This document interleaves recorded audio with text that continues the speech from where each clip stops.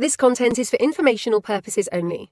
You should not construe any such information or other material as legal, tax, investment, financial, or other advice. Nothing contained on here constitutes a solicitation, recommendation, endorsement, or offer by Draper Goren Holm or any third-party service provider to buy or sell any securities or other financial instruments whatsoever. I'm bringing out the entire bottle of Patron. They're all exactly the same. Crypto art, and then what it really is an NFT. Wow.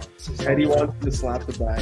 So this is the next best thing. DeFi is going to be a bubble with Mad Dog. Crypto, gold, and silver. Transparent substance. Without further ado, Cheers to you, brother. Get shit done. Because the system has to collapse before then. Exactly. Cheers. I'm like butchering this.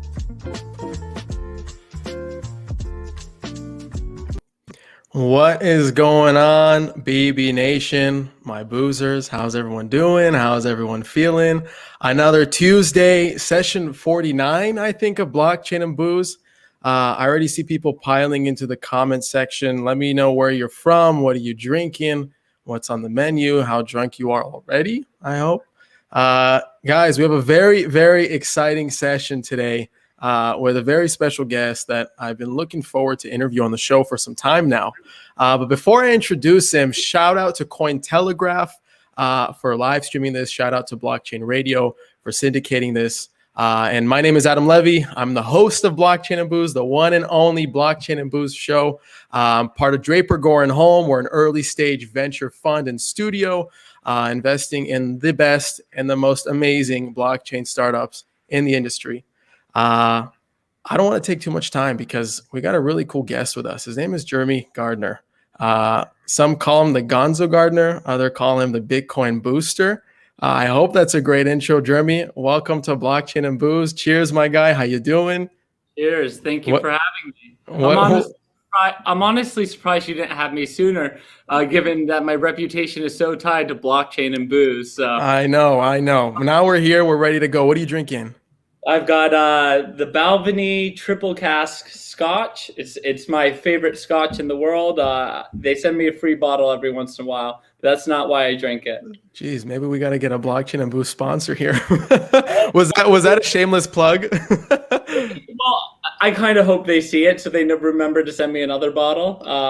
It's very occasional, but I really advocated for it in one horrible article about me in the Ringer once, and they loved the shout out. So every once in a while they help me out. Nice. You have the bottle next to you, right? We should take a shot really quick as we let the nerves settle, and we're on air. You got a shot glass with you? I do have a shot glass. Let's do it. All right, what are we shooting though? I'm not whatever. shooting. Do it. You have a whole. What are you shooting? I'm shooting Calamigos right now. It's I can't. You're already a little drunk. Let me find some. Let's do it. Right. For everyone watching, drink responsibly, of course. Don't get shit faced too quick. What's that? I said, unless you're at home, then you don't really need to be too. Yeah, unless you're at home, unless you're like me, that's been quarantining for too long.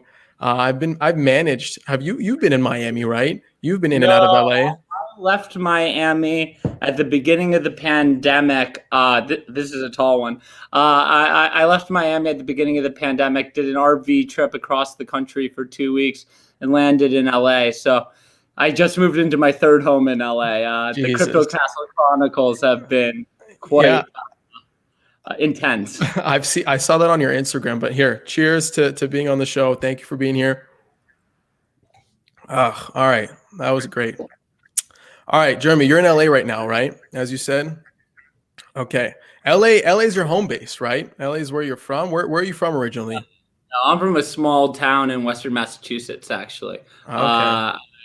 Then I zip-zinged around. I was in school in New Hampshire, then upstate New York, spent some time in New York City before transferring to the University of Michigan when I was 21 back in 2014. And that's when I got really into crypto. Then I dropped out, moved to San Francisco, was there for 5 years, but spent most of my time on airplanes. Then moved to Miami for a year and a half for what I now call a sabbatical. And then I moved out to LA in April. There you go. So you basically told your whole entire journey, and we're gonna like take it apart a little bit here. But like, what one thing people love calling you is a Bitcoin millionaire. You became a Bitcoin millionaire before hitting the age of 30, right? That's like the typical headline that I read about you online, right? Are we still there? Well, definitely, still doing well.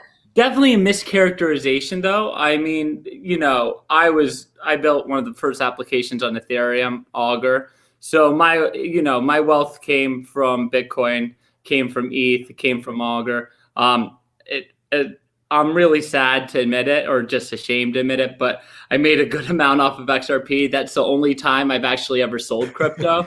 I bought it in 2015 and sold it in January 2018, and it was like a 1,000x plus return. But that's the only time I've actually sold crypto for cash. But yeah, no, calling me a Bitcoin millionaire, I know a lot of guys that just bought a bunch of Bitcoin and became millionaires from it.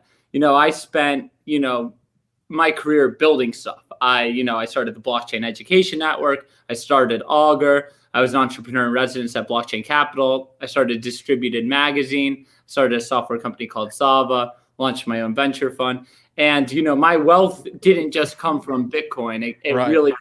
It came from like taking rent on the crypto castles and all sorts of cryptos. It came from consulting. Pretty much everything I did from 2014 onwards, I tried to get paid in crypto. I tried to make money in crypto. So, I feel like the whole Bitcoin millionaire thing is a mischaracterization. I've probably made $1 million or more, almost certainly in Bitcoin at this point. But that's really not where the wealth came from. It came from a whole bunch of hard work. And that always frustrated me because people just thought I got lucky, which to a certain extent I did, deciding to commit myself to this industry at a young age, dropping out of school when I did, and really going full steam ahead on crypto when very few people believed in it. But the whole Bitcoin characterization is not one I really am proud of. And I only entertain that for the sake of the headlines, because I know it's a funny title, and it's one that is really backed by a lot of hard work, without a doubt. So I want to jump into this hard work, like your whole journey as an entrepreneur. Okay. Were you that kid that was like selling lemonade to his neighbors? That typical narrative that you hear, or tinkering with computers as a little kid? Like, what's your entrepreneurial story here? No, I was selling weed to my schoolmates. Look, I grew up in a very small town, 20,000 people. My dad's a professor. My mom works at a nonprofit. Entrepreneurship wasn't even something I was familiar with until I was like nearly 20.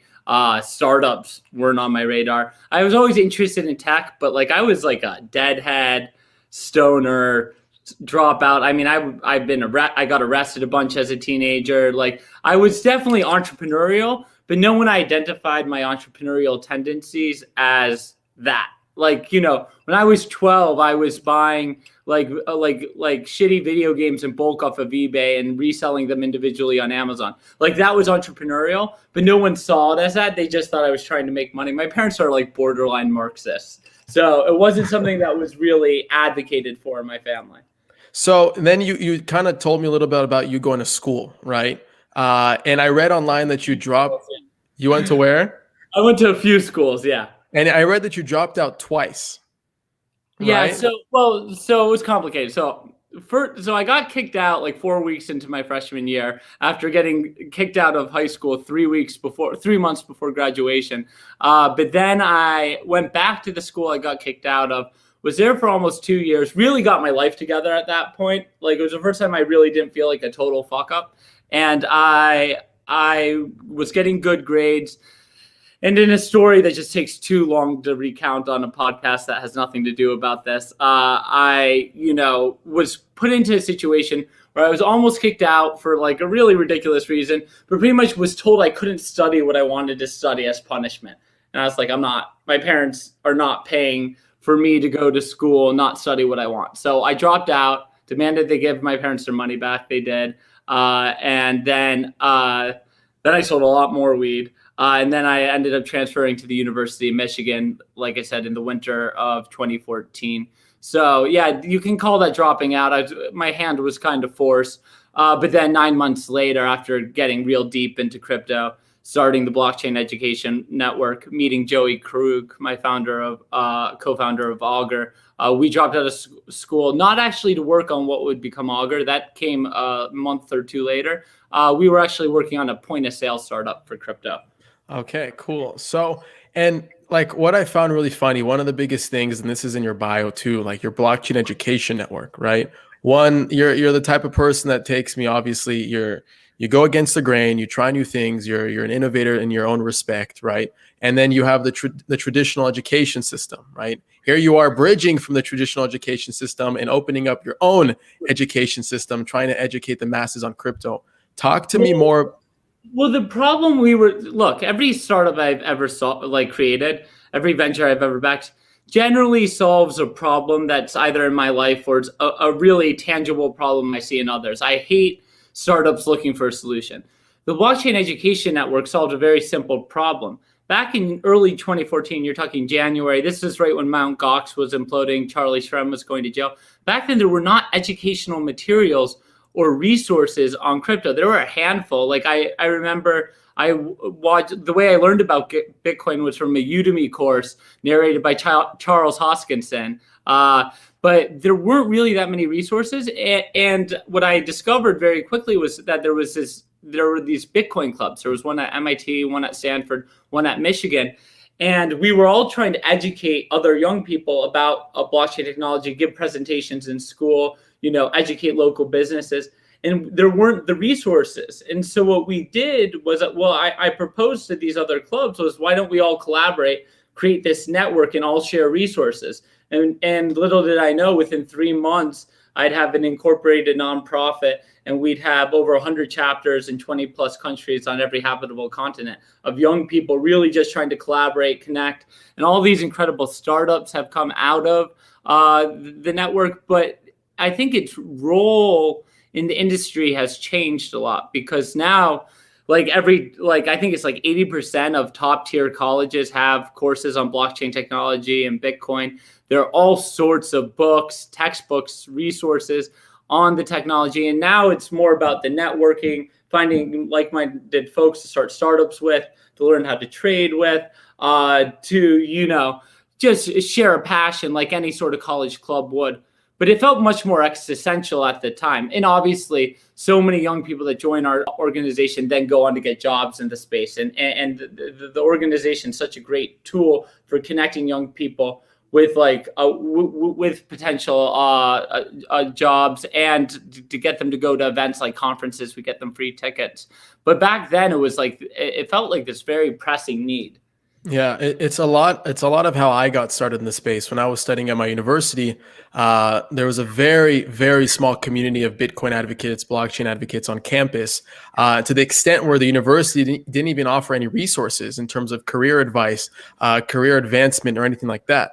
And what started as like me teaching people about Bitcoin on the weekends led to an entire blockchain organization, something that you guys kind of put together with your education network. So is this kind of around the time that you started learning about Bitcoin? You kind of heard about Bitcoin for the first time? So no, not exactly. Like, I first learned about Bitcoin in 2011 in Rolling Stone. I heard about this like black market Amazon.com, and I was like, this is awesome. But you know what stopped me from actually buying anything on the Silk Road, at least directly, was the Bitcoin. I was like, this thing is like bizarre magic internet money. You had to go to this sketchy website called Mt. Gox, and I just wanted nothing to do with Bitcoin. I loved the Silk Road, but Bitcoin just was really sketchy to me. And so it wouldn't be until 2013, when I had dropped out of school the first time, that my friends went crazy about it. They're like, you need to buy some. I looked at the charts.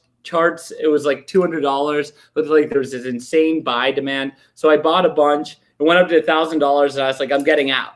And that was my real first experience. And then, a couple months later, I transferred to Michigan, and then got brought into the space by a housemate of mine and a friend I made there, and they brought me to the Bitcoin Club. And then almost immediately, I joined the University of Michigan Bitcoin Club, and at the first meeting is when I learned about the other Bitcoin clubs. So I didn't know jack shit about Bitcoin when I actually started the nonprofit. But once I realized I was now the head of this, educational nonprofit about Bitcoin and what we would start to call blockchain technology, then I really started to immerse myself. I was reading the white paper, reading everything I could find. Vitalik's early writing in Bitcoin Magazine was very illustrative for me. That's awesome. So talk to me more about the breaking point then when Augur came into the picture, because obviously you have all this Bitcoin Club affiliation. Now you starting a POS system for Bitcoin. When did Augur kind of come into the picture? So it's a messy story that led to the biggest lawsuit in crypto history. So I have to be careful how I tread here. Joey and I felt like when I first met him, like we were like Wozniak and Jobs. Quickly, I learned that Joey was just Wozniak and Jobs. But we had this incredible chemistry. He was from Illinois, so we spent time in Michigan over the summer. And we were seeing progress. We found interest. Brock Pierce expressed interest in what we were building. Other venture capitalists like Matt Rozak expressed interest in what we were building. Joey's like, I want to take a leave of absence from school, effectively drop out. And I was like, this was the first time in my life where I really didn't feel like I was battling academia. But then it turns out my credits had been really messed up when I transferred, and pretty much my entire plans for the next year were screwed. And the dean of the honors college at Michigan was like, you should just drop out and try doing what you're doing. And I was like, okay, I'm gone. And so I drop out, and then Joey and I are planning to move out to California. A startup reaches out to us, and they're like, they've been following what I'm doing. They're like, we want you to join our team. You can still work on your point of sale startup. And I was like, okay, as long as you let Joey join us. And so Joey and I kind of go out to this startup, actually in LA. We spent a month out here, and we just stumbled into the biggest clusterfuck you can imagine. Just the CEO was losing his mind. None of the employees knew what they were doing. They didn't even really know what they were working on. And then we stumbled across a white paper for a decentralized prediction market platform. It was called Truthcoin by Paul Stork, a real big Bitcoin maximalist, as it would become apparent later on. And he had designed a system for building a prediction market on top of Ethereum.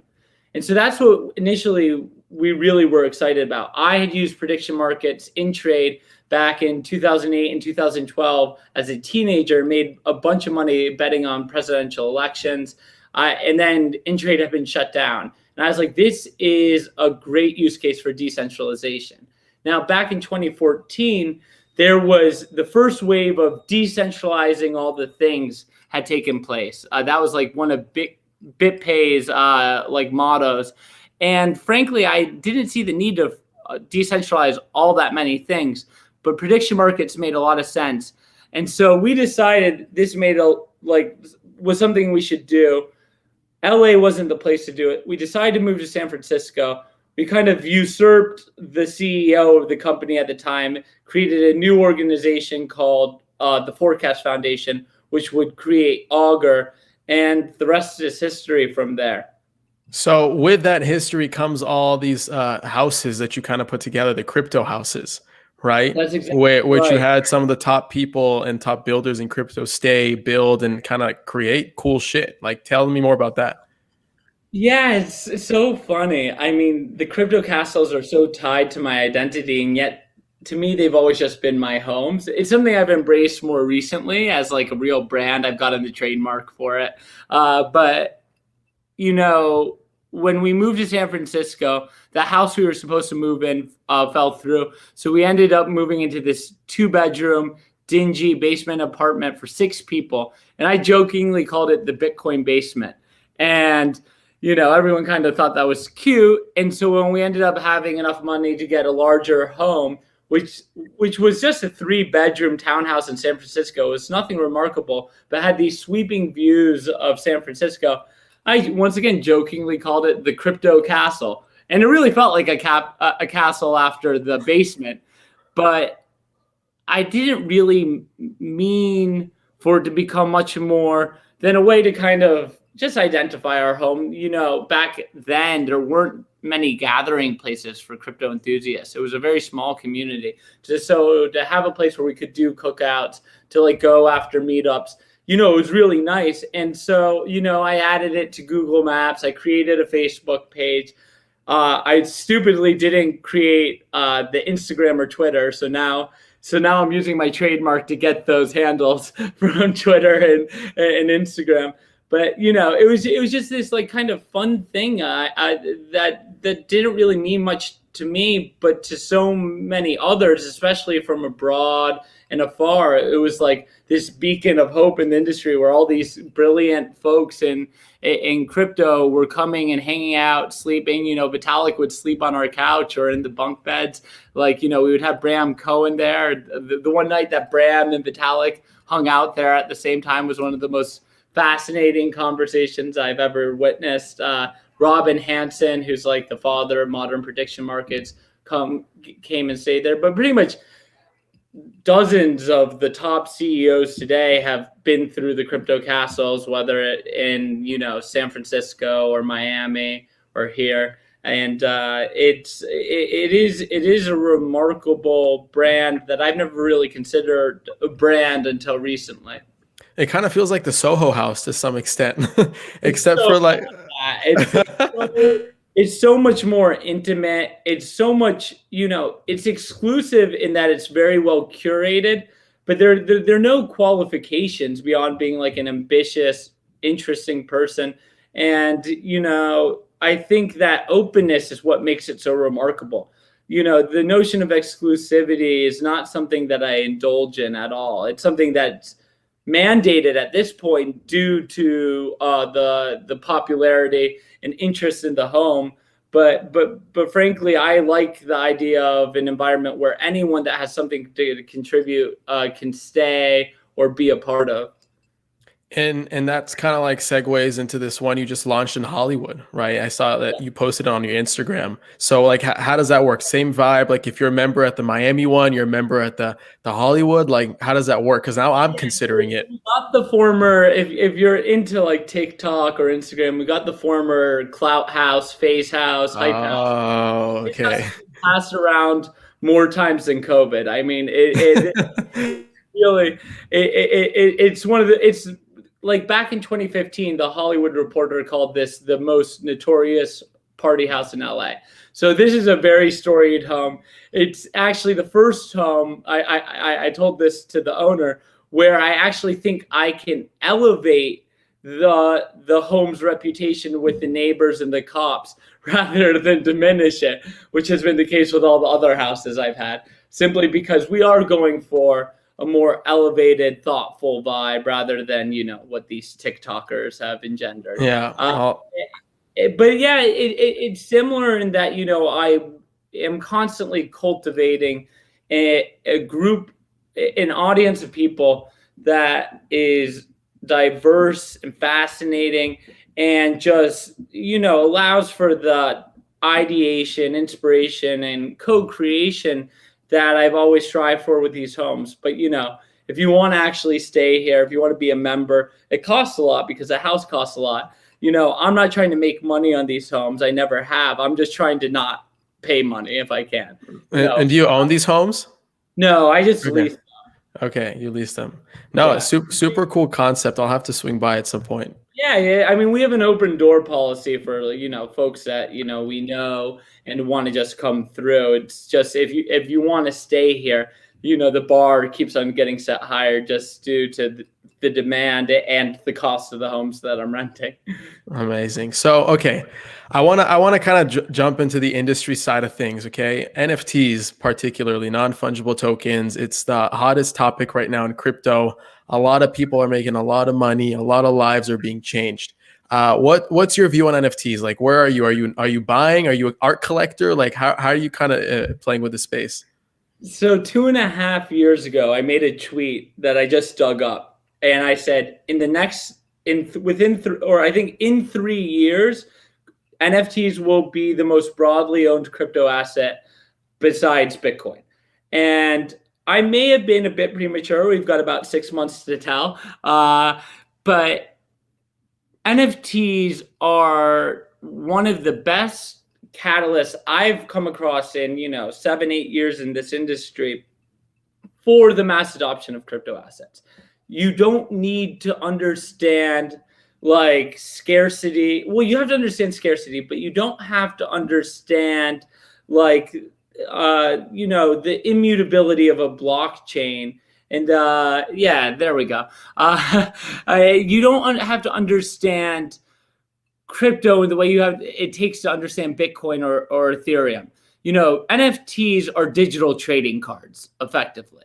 The applications are broad, but if you understand what makes a trading card or a piece of art valuable, you can understand why an NFT is valuable. It is the same. It's the same reason why you can buy a Picasso and it's worth millions of dollars, or you can buy a replica for hundreds of dollars, and they're different. And people are like, well, I could just take a screenshot of this NFT. It's like, it's not the same thing. You are having a unique original and it's provably scarce. And that's valuable. People like to own rare things. They like to have things that are provably scarce. Look at, the cover of Bloomberg Business Week that came out this week was about how, Nike has created a new asset class with their shoes. You can buy lots of shoes, and the Chinese can make a bunch of knockoff Air Jordans, but trust me, a collector is going to be able to tell the difference. And NFTs are just an extension of that. I am personally an art collector. I love finding up-and-coming artists and buying their art, but I love the physicality of art. So I get the people who are skeptical of NFTs. I like having a piece of art that I hang in my house. Like, yes, I could have like a digital like art frame where I project my NFTs, and I'm actually talking to someone about doing like an NFT art gallery at my house. But that's not the sort of art I like to collect. I like the physicality. I like knowing that an artist made just one of these and I'm owning it and I'm holding it and I can look at it every day. And art and the digital component diminishes that experience for me. But that doesn't mean there aren't millions or tens of millions or hundreds of millions of people in the world that will appreciate them. Like, I loved Pokemon as a kid, but did I really care about collecting the cards? Like, I liked sports. Like, I had trading cards, but it's not something that really got me excited. So for me, it's not that interesting just yet. As an investment, it's a bit more compelling. Like, I think the use case for NFTs in esports is unparalleled for the immediate applications of blockchain technology in the world. Because esports is the fastest growing area of entertainment.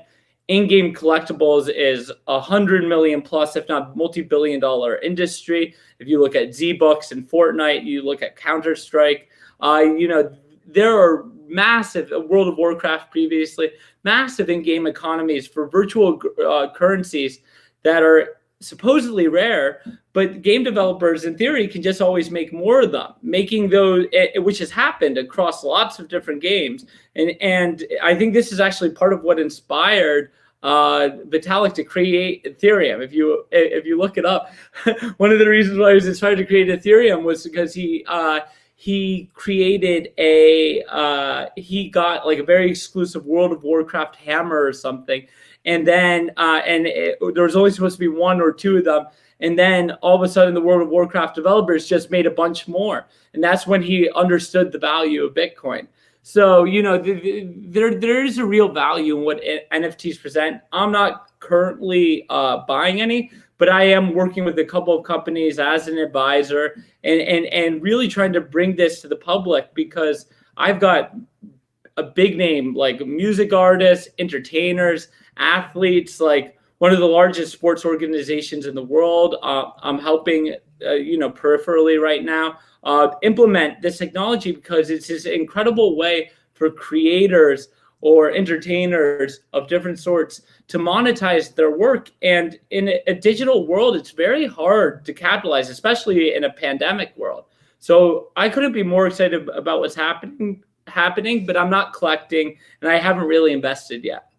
So that's a good segue into this next point, because you said it's empowering a lot of creators, a lot of entertainers. Why do you think NFTs have resonated on such a deep level with a lot of the non-crypto community, a lot of the normies, as crypto Twitter likes to say? Like, why do they all of a sudden get NFTs and not Bitcoin, or a lot of them at least? Because they can make money. Do you know how hard it is to make money as an artist? Like, I had my favorite living photographer. He's based in LA. His name is Brendan North, and he came to my house. I've got this incredible like landscape photo he has.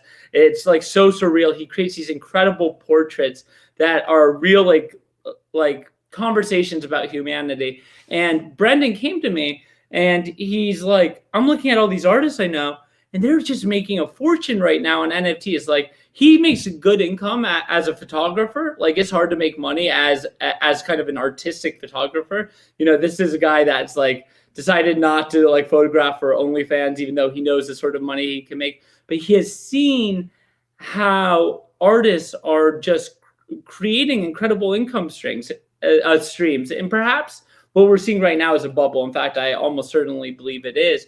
But the ability to easily and quickly monetize one's work digitally is incredibly compelling, no matter what type of creator you are. You know, the OnlyFans was almost a predecessor to this, where women who have always had their bodies objectified on social media like Instagram and haven't really been able to capitalize besides the occasional sponsorship here and there can now actually make money online. I called OnlyFans the most democratizing and effective content monetization tool in history. But NFTs are proving to be much more broadly accessible as a content monetization tool. You know, if you put your music on Spotify, you aren't making jack shit. Like, that's the reality. On YouTube, you're not making anything. Who buys songs off of iTunes anymore? And if you can't go tour as a musician, like my good friend Justin Blau, he's an EDM DJ. He just tokenized his album with NFTs, and I think it brought him millions of dollars. That's probably more than he's ever made from any of his albums combined. Like, this is a really interesting moment in time for content creators, because, you know, people want to own something that's exclusive, that's unique. So if we can offer that to them using blockchain technology, they don't even need to understand what blockchain technology is. They just know that they're creating a digital collectible that is provably scarce, and that's all that matters. You know, I think this is a great gateway to understanding blockchain technology, Bitcoin, Ethereum, but they don't need to understand that right away. They just understand that there's this new monetization technology and tool that enables them to reach their fans in a much more direct manner, and they don't have to get naked. I think that's the cherry on top. They don't have to get naked. And just to speak on Blau's launch, so I was following that super closely, and he raised, even though the number doesn't really matter, but 11.6 million. Okay, and being I'm gonna have to text him after this. That's nuts. That's awesome. It's wild. And it was even more nuts if you had the opportunity to be in the clubhouse room while the auction was in its final stages, right? So he started this clubhouse room about an hour before the clock hit zero on the bid. And that's when bids started picking up and the steam started happening. And the amount of people that trickled in, there was over 2,000 or I think nearly 3,000 people that entered the room at once that were listening to basically the bidding war, that 3-minute clock kept resetting. And it was the most amazing experience you could have watched and been a part of for an NFT launch. And the sheer vision, the value that came from him wanting to democratize and basically bring power back to the artist was inspiring. And it trickled down with a lot of people. Give Justin credit. I mean, this guy's, I've been talking, we became friends because of crypto. Like that's how I know Justin. And I've been listening to his music since high school. I listened to his first mixtapes on This Song Is Sick, this music blog, back when I was in high school. I've been a fan of his for ages. I mean, just a side note, like, I'm so grateful for crypto because I've gotten to meet so many of my biggest like role models and like artists and celebrities that I have always looked up to as a result of this industry. So that's been amazing. But Blau, you know, he did, I want to say 2.5 years ago now, 3 years ago, he did the first blockchain music festival in Berkeley. Like he has been trying to innovate in this industry using this technology. I brought him onto Audius Project, which is one of the coolest projects in the music space. They're now doing NFT stuff, but they're pretty much doing a decentralized SoundCloud. I brought him on as one of their very first advisors. Like he has been so eager to get just dive into this industry and make use of the innovations that are coming from it. So he deserves this. I mean, he's done so much, and that's really awesome to see. Yeah, I was saying a lot of the work that he's been doing for the last few years has led up to that moment on Saturday for that big hit. That's what you get. People don't understand. They see a DJ that maybe they've never heard of or they don't like that much, and they see him make $11 million. And to make $11 million off of an album these days is really unheard of. Like that's not something you have, and they're like, fuck this guy. And I guarantee you there were EDM DJs. It's a pretty nice community, but some of them were like, fuck this guy. But what they can't appreciate is the amount of time and effort and hustle and ears to the ground that this guy put in order to get to this point. And that's something that's often lost in entrepreneurship, is you see people become successful and what looks like something that happens overnight. And you miss the years of hardship and effort and perseverance and dedication when no one really believes in your vision. And so that's incredibly respectable. And I really think he's earned it. I think one of the funniest things that came out of that is RAC, really a talented musician and producer, tweeted that same moment. It's like all these interns walking into their music industry jobs trying to explain to their bosses how to recreate what Blau just did. And there's no way to recreate it. It's years of work, years of vision, years of purpose that led up. There is. It's a model now. There is, but not the same way Blau did it. But not in the way that it's jaw-dropping. But I guarantee you, if Beyonce created NFTs, she would make even more money than that. Like, but then you have someone like Beyonce, who's a hit name everywhere she walks, and then you have someone like Blau, who has admittedly said that he's not the top DJ in the world, but he has the vision, he has the purpose, and I think that's a lot with what resonates a lot with the artists jumping into the NFT space. It's the vision of bringing power back to the people, right? Yeah. And that kind of also dives into the whole GameStop thing that I saw you be very vocal about on Twitter, and how that relates a lot to the crypto narrative. Share with me more about your thought process behind that and why it's such a perfect timing for crypto to take over. Yeah, look, what GameStop showed, what the AMC, the Reddit meme stock hype showed, was the discontent people have with the current financial system. A lot of people get that we're being screwed. I mean, the reason why I got into crypto was because I was at Occupy Wall Street and I saw that fail. I saw Occupy Wall Street be this protest movement that captured the world's imagination, that spread from Zuccotti Park in New York City to every major city in the world. And what did it achieve?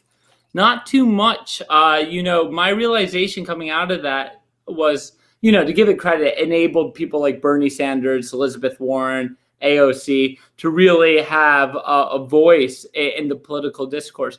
But frankly, we didn't achieve much. And so when I discovered Bitcoin and found this way to create a new financial system rather than trying to amend the old one, I was inspired. That's why I got in. I mean, I was the first leftist, kind of liberal executive in this industry. I mean, the fights I've been in with the OG guys are legendary. But what you saw with GameStop was this desire to screw over the man. These guys have been manipulating the markets, since the markets existed. It's always been the big guy versus the little guy. And the notion that you could cause these massive hedge funds to fail. I mean, it was empowering to these folks. And I really think what happened in that moment, the way it kind of catalyzed the world, or at least domestically, I'm not really aware of how much it captured the world's attention, but the way, everyone kind of rallied behind what these people were doing, from Ted Cruz to AOC.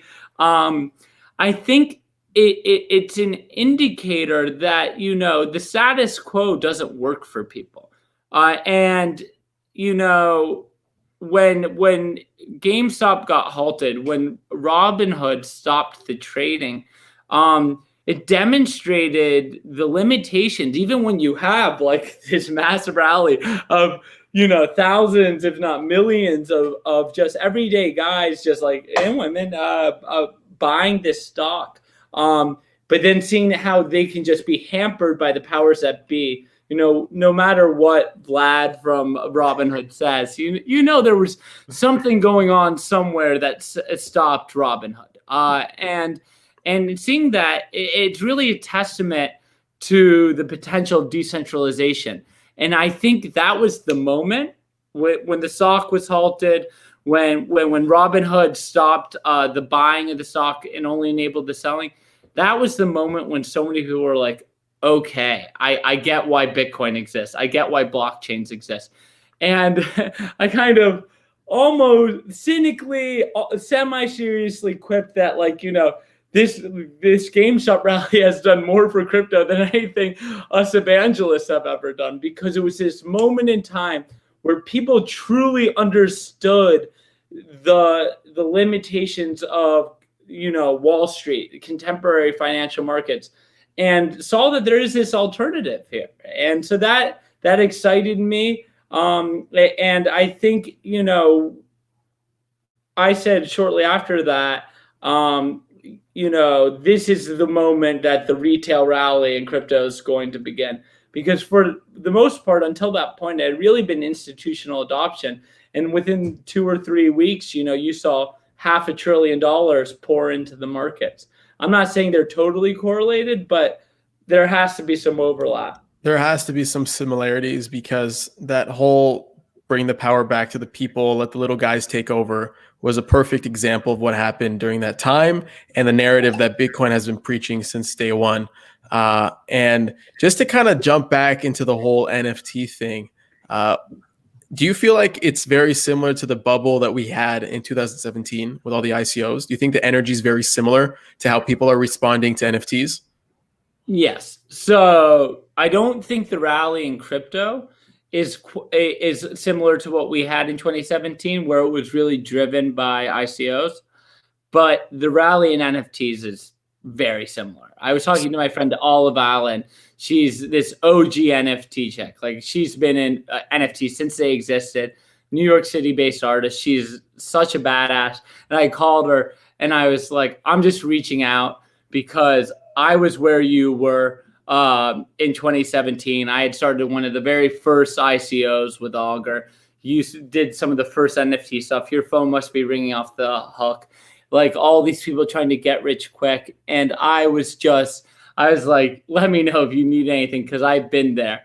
And it's identical. People see a gold rush and they're jumping into it. Now, I actually think NFTs more broadly have a lot more potential than ICOs did.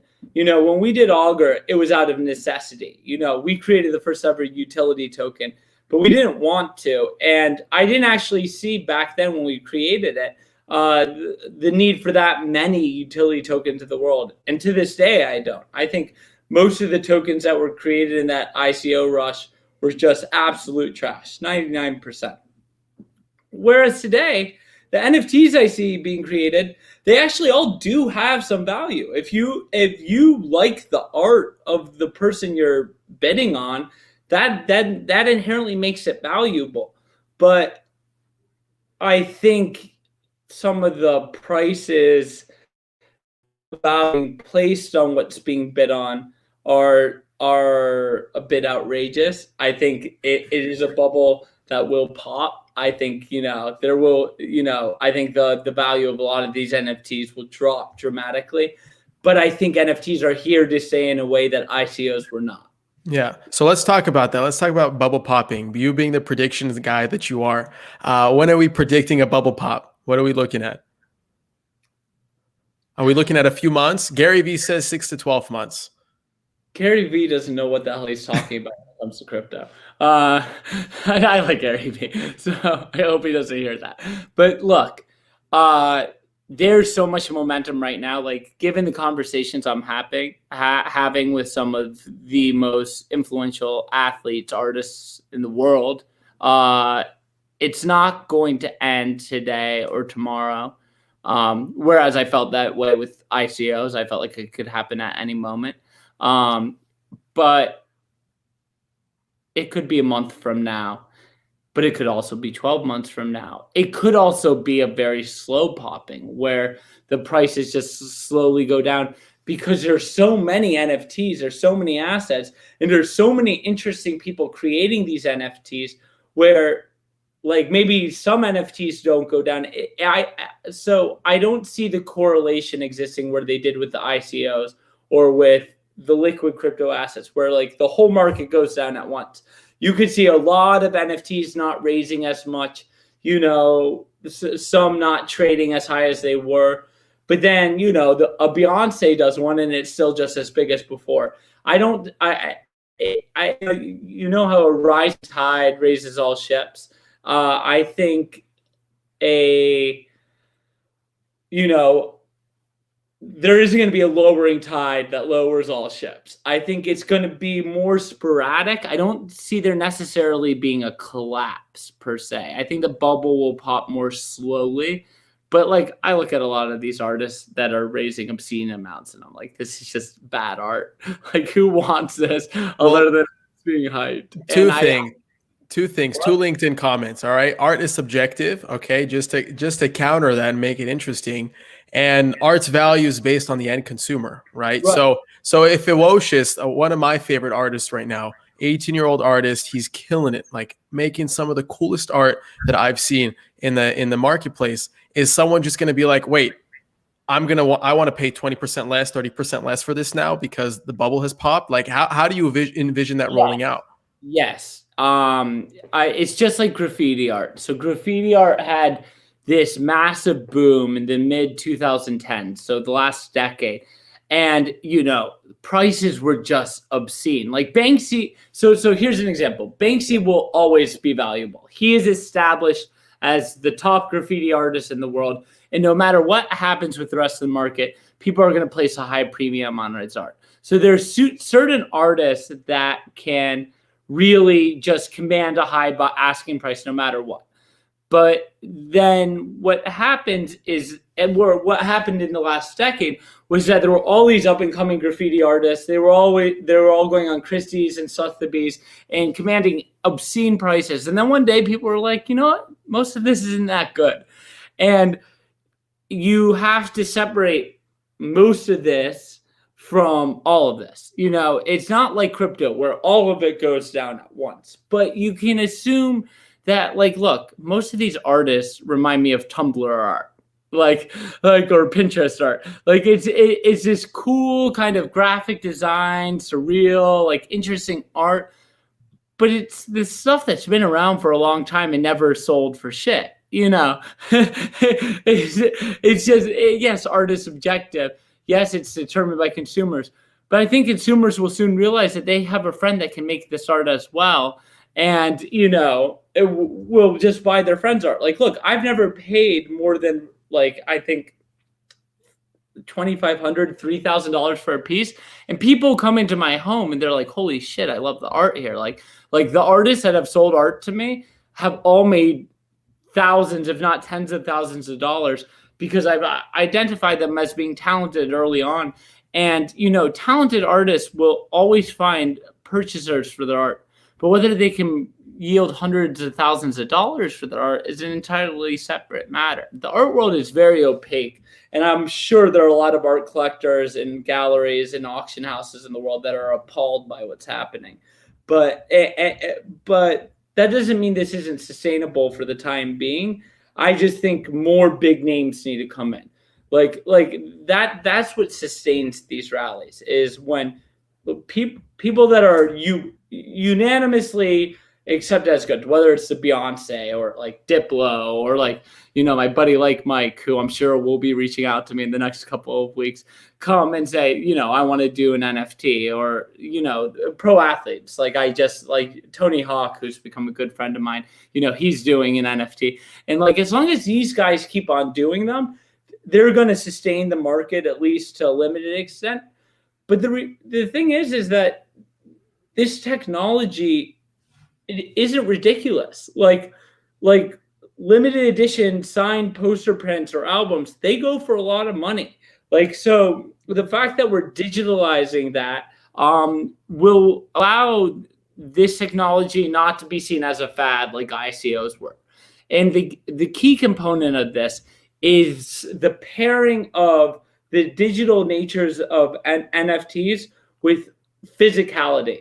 So like I said earlier, I really like art because of the physicality. What I was telling Brendan, my photographer friend, was like, look, if you did an NFT in which I have an exclusive digital collectible, but I also get a signed print of one of your pieces that's also exclusive, then I'll bid. But otherwise, I never buy one of your NFTs.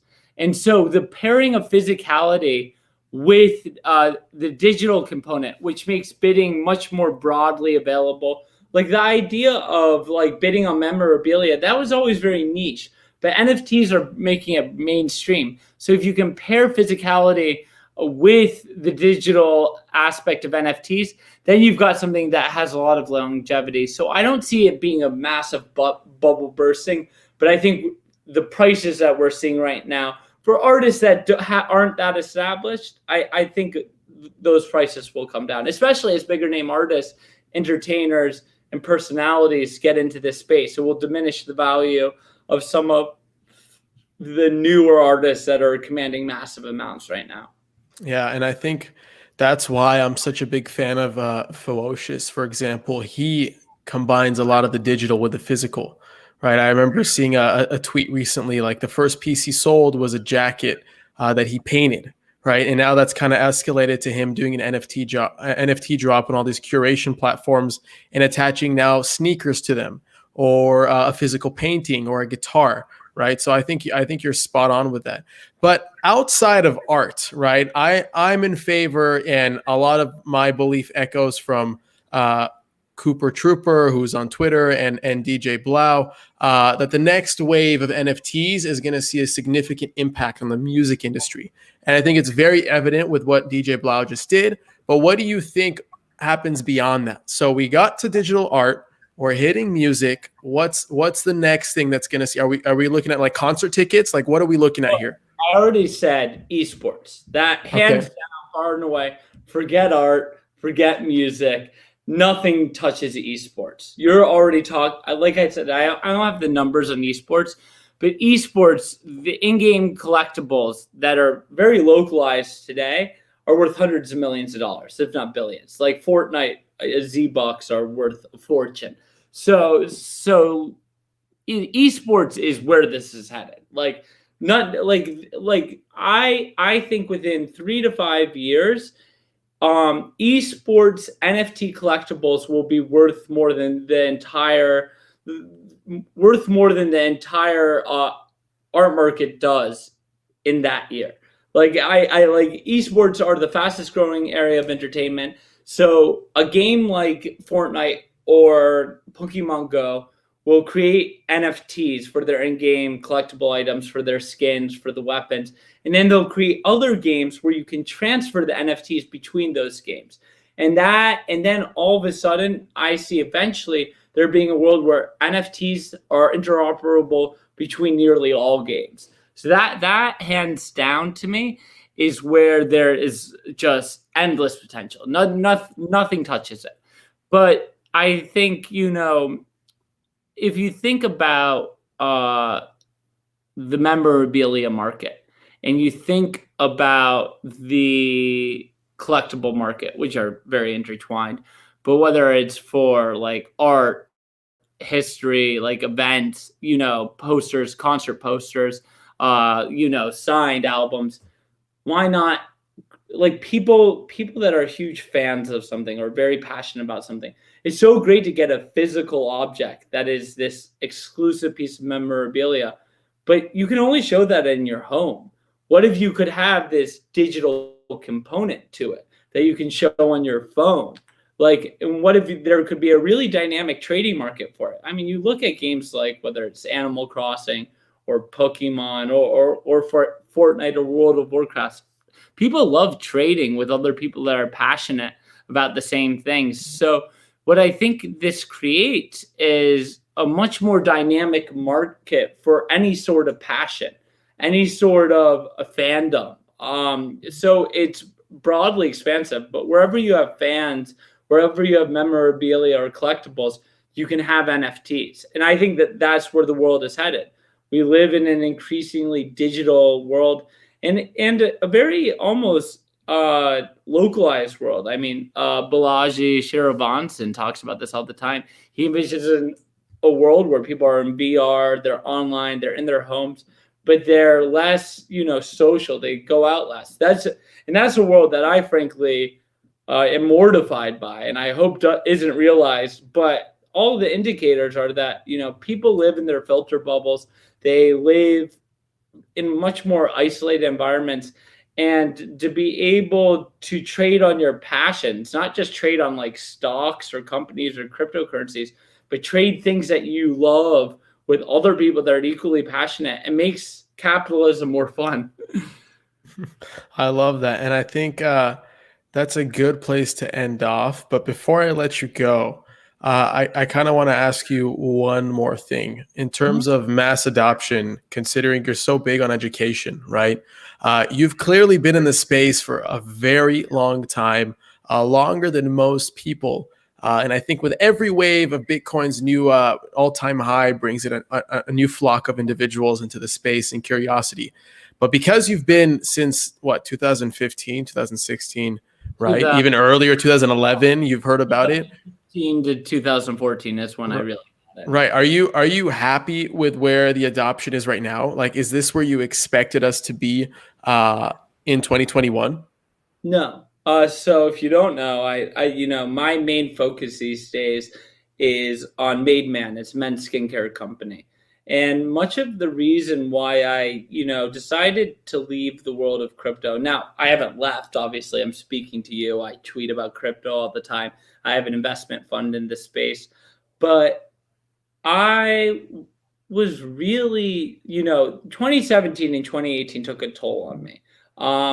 Just the greed, the lack of desire to use this tool, this technology as a tool for positive social change, really just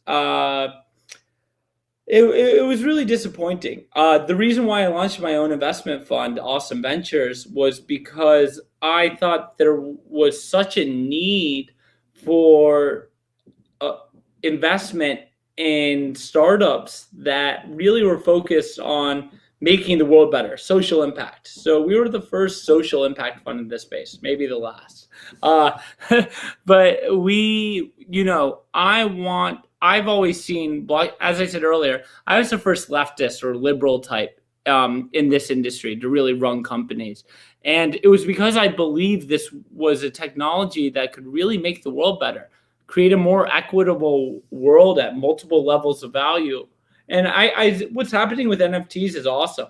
Empowering artists. Like, artists are some of the most underappreciated people in our society. So there are developments that make me happy about this space. And I think NFTs are one of the most positive ones. That's why I wanted to talk to you about this on this call. But I really think that too much of where the thinking is around blockchain technology and crypto assets is around making money. And that's great. And I'm so happy that there's been this radical redistribution of wealth where, really incredible, smart people have been made wealthy. And I think they will do good things with that money. But blockchain technology is an amazing tool for financial inclusion, for serving the underserved. And I don't see nearly enough startups trying to do that. I don't see nearly enough people talking about that. So there can be all the mass adoption in the world by large hedge funds, institutions, people trying to get rich quick off of Bitcoin and Ether and all these shitty tokens that exist. But until there's a real conversation, a real narrative, more use cases that demonstrate why this is such a radical improvement from the predatory practices of Wall Street, the real failure to include minorities and underserved populations, both in the United States and abroad.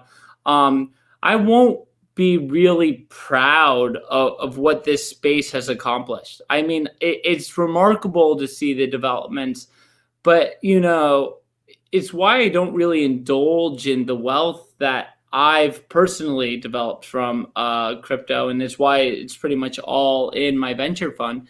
Is because I want to see a world in which this technology, it makes the lives of billions of people better, and we're not seeing that yet. And so mass adoption is coming. NFTs are the best start. I don't think people owning Bitcoin is particularly interesting because I don't think people are going to use Bitcoin for commerce. People are going to use it like gold, at least for the foreseeable future.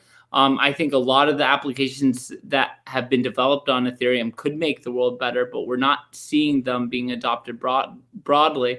But, as you showed in that tweet from 2.5 years ago, I knew that NFTs would be one of the first applications that really saw mass adoption outside of the crypto realm. And they are a great use because I think artists aren't appreciated nearly enough. And I love to see artists being acknowledged for their work. But that's really just the tip of the iceberg.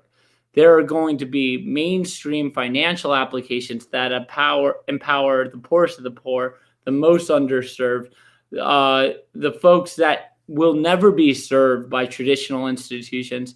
And it's when that happens at scale that I'll really be excited by what this industry is accomplishing. But until then, I really think, this space is exciting, but it's hard for me to be passionate about because I've given so much of my life's energy to this industry.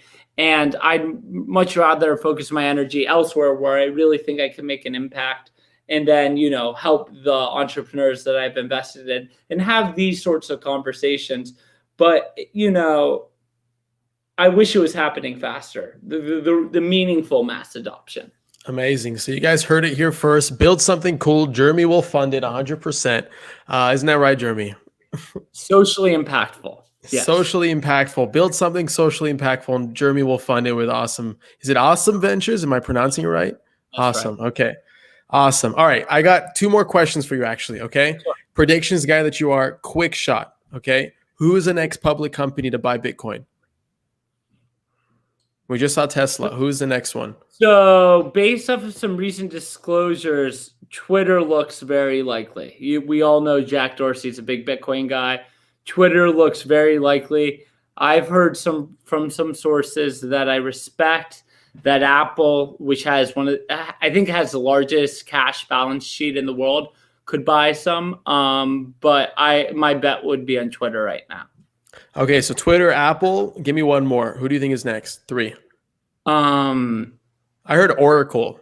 Oracle might be next. I hear rumblings about Oracle. I mean, look, there's nothing Oracle does better than rip off other people's great ideas. So buying Bitcoin wouldn't be a bad one for them. I wonder if I can say this. I will say this quietly. In the public. Quietly. Going to bite me in the ass, but it wasn't just Tesla that bought Bitcoin. It was all of Elon Musk's companies, the private ones as well. So it was also SpaceX and Boring Company. They bought a similar amount of their cash reserves into Bitcoin. So is that an alpha leak right there, Jeremy? Is that an alpha leak? I mean, it's not something that you can act on, but I know for certain that happened. And that's not something. The only reason why people know about Tesla is because it was in a public disclosure. Right. But all of Elon's companies bought Bitcoin. I hope you hear this. I'm going to text you tomorrow to make sure you're still alive after that. All right. Last question. This one comes from Cal Toro. This one's more of a niche question. I brought it up on the screen. Does Jeremy know about Terra Virtua in regards to the 3D NFT space? They are doing animated NFTs in VR and AR. Have you heard about them? No, I haven't. But what I can tell you is, look, I love VR and AR. I think it's the future. I think it's going to be a huge part of the future. I think it's like probably the least interesting thing you can do in NFTs right now, simply because it's not broadly adopted. So that's my opinion on the matter, not knowing anything about it. Amazing. Jeremy, you're the man. Cheers to you again. Thank you for being on Blockchain and Booze. And I hope to see you at the Crypto Castle in Hollywood at some point. Welcome anytime, my man. I appreciate it. All right, man. See you next time. Cheers. All right. Thanks so much. Of course. And guys, before I let everyone go, we have a very cool announcement coming up. Right now, we have the networking session. Okay, so make sure in your browser, open a new tab, type in meet.blockchainbooze.io. That's meet.blockchainbooze.io. Everybody that's watching live can now network and meet with everyone that's been getting hammered with Jeremy and I. So meet.blockchainbooze.io. Join the networking. Come to Remo. I want to see all of you guys and meet everyone that had the pleasure of watching tonight's episode. And next week's episode is going to be with the one and only Mark Cuban. You guys heard it here first. Mark Cuban is going to be on the one and only Shark Tank Mastermind and Killer Investor. He's going to be on Blockchain and Booze next Tuesday at 5 p.m. Pacific time for an hour-long exclusive only on Blockchain and Booze. Guys, again, my name is Adam Levy. Thank you so much for being here. I hope to see you guys at the networking session. Cheers if you've been getting hammered with me. If you haven't, shame on you. It's quarantine. You got to do something fun. And last shameless plug, I'm part of Draper Goren Home. We're the best venture studio and fund in blockchain ever. Founded by Alon Goren, Tim Draper, and Joseph Holm. One of the many things that we do outside of investing in the top blockchain startups is host events like Blockchain and Booze, like Blockchain and Booze, like LA Blockchain Summit, the Global DeFi Summit, the Security Token Summit, and check out Alon's Friday morning TV show. I like to call it a TV show. It feels like a TV show called What the Block. So, wow, the numbers just jumped like crazy. So, guys, we love you. Come join the networking session. Again, Mark Cuban is on next week for an exclusive. I hope to see you there. We'll see you all at the blockchain networking. Ready? Meet.blockchainbooze.io. Meet.blockchainbooze.io. I better see each and every one of you. 170 of you right now. 172, 174, 175. I could do this all day. Join the networking session. I want to meet all of you guys right here, right now, and take a shot and get hammered with everyone that's been watching the stream. Thank you so much, guys. We'll see you next week with Mark Cuban.